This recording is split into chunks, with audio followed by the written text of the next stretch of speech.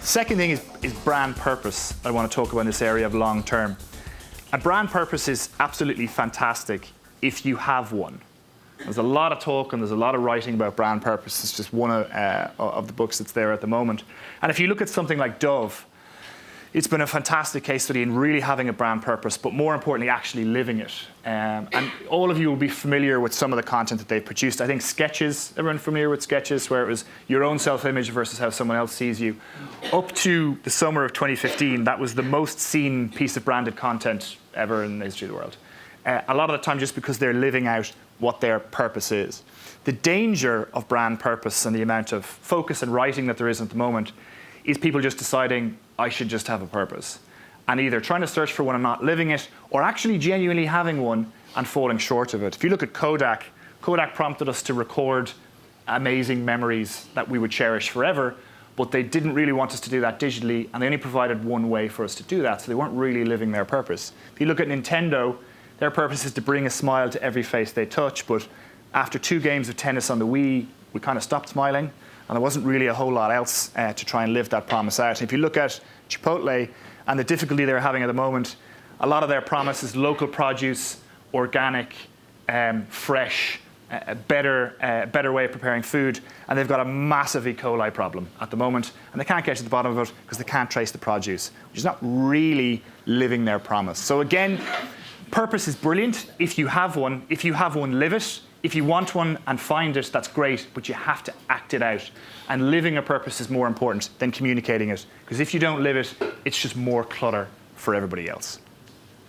The third thing I want to talk about in this area of long term is the positive use of inertia. So there might be a couple of people scratching their heads saying, is inertia not a really bad thing?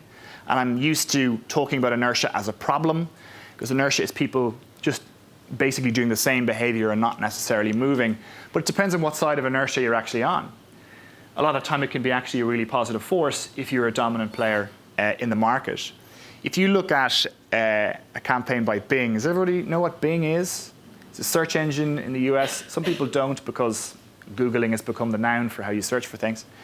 They had a huge campaign in 2011 where they used the launch of Jay-Z's autobiography, Decoded, in order to try and demonstrate their service.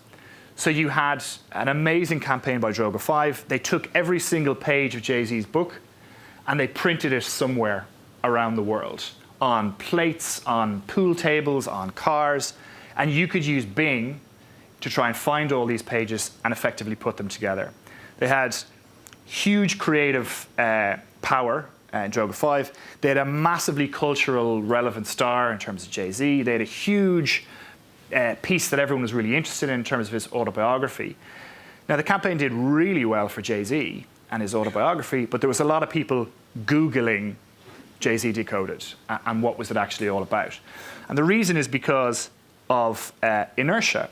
And inertia is effectively, it leverages risk and effort, and people hate effort and people hate risk.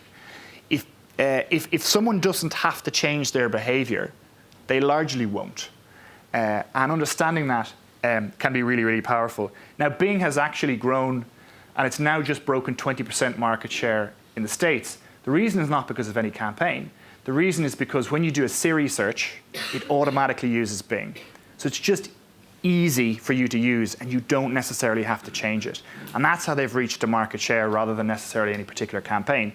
So inertia and clutter can actually be a positive thing depending on your position in the market.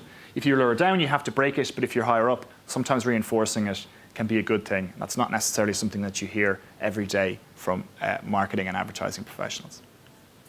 Second thing I want to talk about is always being relevant. And it sounds really obvious, but how many times have you seen stuff in the market that you could only describe as brand narcissism, where a brand is just saying something that they love, but nobody else really cares about, or it's a message that's hitting at a time that isn't really relevant for the person that's hearing it.